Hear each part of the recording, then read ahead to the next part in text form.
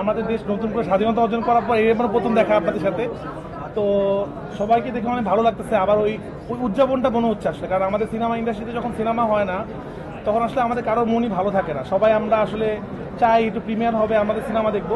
তো এটা আমার একদমই অন্যরকম একটা ছবি। এটা আমার ওয়েব ফিল্ম। আপনারা জানেন আমি সিনেমার পাশাপাশি ওয়েব ফিল্ম বানাই। এটা তুফানের আগেই আমার নির্মাণ করা, এবং আমি চিন্তা করছিলাম যে আসলে আমি এই ছবিটাতে এমন দুজন কাস্টিং করতে চাই যারা একসময়কার অনেক বড় স্টার ছিল, যারা অনেক জনপ্রিয় ছিল, যারা এখনো কাজ করছে। তা আমরা ওই সময়কার একটা জনপ্রিয় জুটিকে নিয়ে কাজ করার চেষ্টা করেছি, ইমন এবং সারিকা। এবং আমার চ্যালেঞ্জ ছিল যে এই দুজনকে আসলে নতুন করে কিছুটা আবিষ্কার করবো আর কি।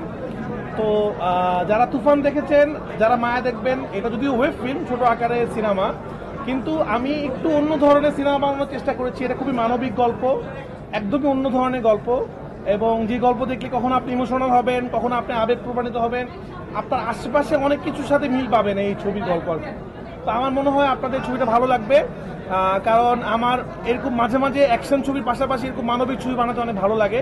তো এই ছবিগুলো আমি ওটিটিতে এক্সপেরিমেন্ট করতে চাই, এবং আমি এতটুকু বলতে পারি আপনারা নতুন একজন ইমনকে পাবেন, নতুন একজন সারিকাকে পাবেন আপনারা ইনশাআল্লাহ। আমি ওই চ্যালেঞ্জটা নিতে চেয়েছিলাম যে ও একটা 2012, 13, 14 সালের একটা জুটি যারা ওই সময় খুবই পপুলার ছিল, তাদেরকে যদি এখন নিয়ে আসা যায় তাহলে কেমন হবে। যেহেতু আমাদের গল্পটা ফ্যামিলির গল্প, আপনারা সবাই এখন দেখবেন। তো আমি একটা বিবাহিত নায়ক নায়িকাকে নিতে চেয়েছিলাম আর কি। আমার কাছে মনে হচ্ছে যে ফ্যামিলির ইমোশনটা বুঝতে পারবে, এবং আমার কাছে মনে হচ্ছে আমার নিজেরও একটা চ্যালেঞ্জ, কারণ আমি সবার সাথে কাজ করতে চাই। ইমনের সাথে আমার কাজ করার অনেক কিছু প্ল্যান ছিল, তো এইভাবে কাজটা হয়ে যাবে। আচ্ছা, নৃশংসতার নাম কি তাহলে মায়া হতে যাচ্ছে, বা আমরা কি এখনো যেহেতু দেখিনি গল্পটা? না, এই ছবিতে কোনো নৃশংসতা নাই। এটা একদমই আমার অন্য ধরনের প্রজেক্ট। এটা দেখলে মনে নাও হইতে পারে রায়হান রাফির সিনেমা। এটা আমার আগের যে ফ্রাইডে ছিল সেটার বাইরের থেকে একটু অন্যরকম ধরনের সিনেমা। তো আমি যেটা বলবো, আমার যেটা মনে হয়, সিনেমা দেখার আগে এত কথা না বলি, শুধু এতটুকু দর্শকদের উদ্দেশ্যে বলি, আপনাদের মাধ্যমে যে দর্শকদের কাছে যাবে, এটা আমার একদমই অন্য ধরনের একটা ওটিটি ফিল্ম, যে ধরনের সাবজেক্টে আমি আগে কখনো কাজ করিনি, এবং খুবই মানবিক গল্প। আপনারা দেখেন, আপনাদের ভালো লাগবে।